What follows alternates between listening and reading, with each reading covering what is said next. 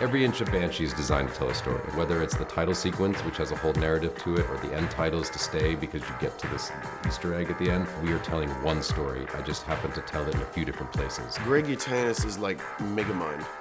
I don't know how that guy has his brain over so many different things at once. I can barely get up and function on putting bread in a toaster, you know?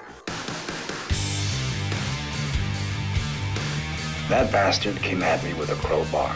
Guy, I didn't put that asshole in traction to get myself locked up in prison so you could wind up right next to me. This year at Welcome to Banshee, we have 10 origin stories that are waiting for fans. These are all events that will tie directly into events of season 2. All of these characters have backstories that stretch back at least 15 years.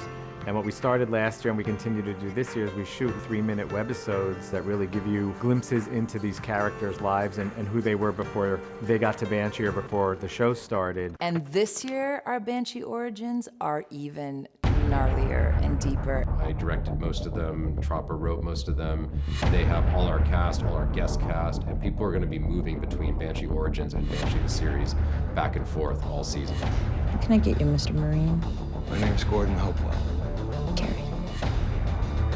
I know. People can go there and see iconic moments of Carrie meeting Gordon, or when Lucas was arrested. I think the Lucas interrogation tapes are great. Anybody watching the show then watching Origins will have a lot of aha moments. Anybody watching the Origins first then watching the series is going to have the reaction of, ooh. Give me Rabbit. Give him to me and I'll cut you a deal. One of the first things I did on set this season was do an Origins with Anthony, and that started to shed some light on their history. It actually takes place just before Anthony gets involved with Anna's family. So you still talking to the rabbit?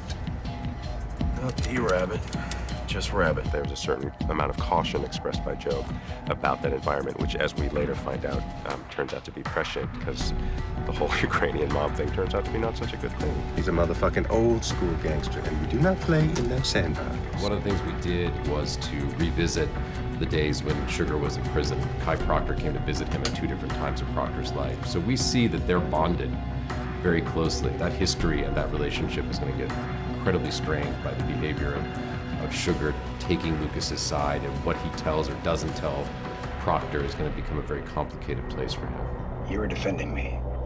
Leave it alone, Guy.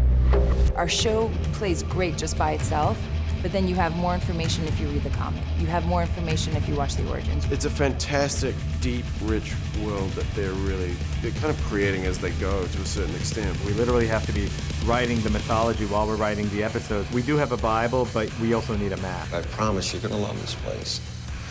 It's like a movie town. One of the things that's great about the transmedia stuff, it really brings you even closer into that world and into people's motivation. We already have this like juicy steak of a show, and then we also have mashed potatoes. Save room for dessert. That's Banshee.